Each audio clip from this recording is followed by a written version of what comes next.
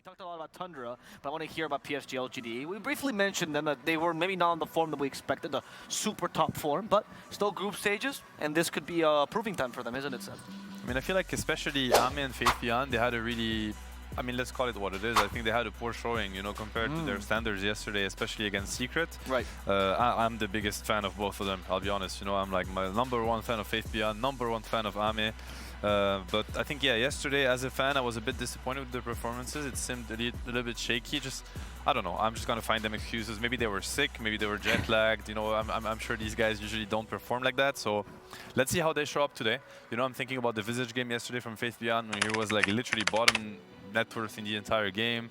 Then the Enigma also, where the impact was kind of underwhelming. And I mean, these are players that usually really show up, you know, especially the higher the pressure gets, the better they play, the more they perform. So I can only expect them to show up today. That's what I'm hoping for.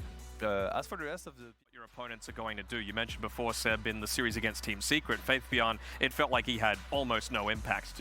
So do you think that's another key, perhaps, for Tundra to be able to just maybe force a bit more of attention away from, let's say, the Hux lane, away from Nine's lane, by putting so much pressure onto the enemy offlaner? Definitely, and I think one of the weaknesses that PSG showed yesterday is that they maybe did not respect the laning phase as much, probably a meta from the region versus the EU region, and it was definitely their downfall against Secret. I think Secret really punished them, so did they understand that, and are they gonna adapt today, or are they gonna keep kind of exposing themselves throughout the laning phase by maybe, you know, putting more emphasis on getting better heroes, better team fight? If they do so, I think it's going to play in Tundra's favor.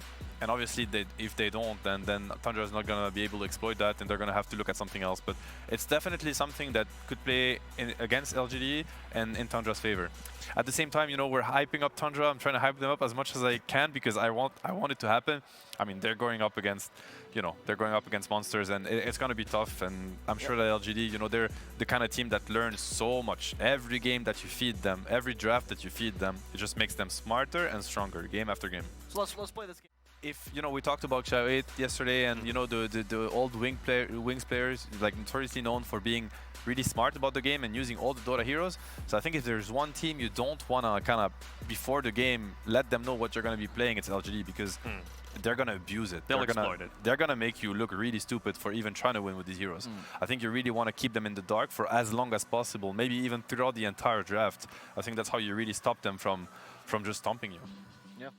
Game. Are you saying it wasn't much of a game? Because Cndota, Bestdota is what we saw coming out there. That was it, yeah. It was a superiority of Cndota. Oh, absolutely. I mean, Lgd, they're just such a good team. But Seb, I know you have a little bit of a bone to pick with maybe how active some of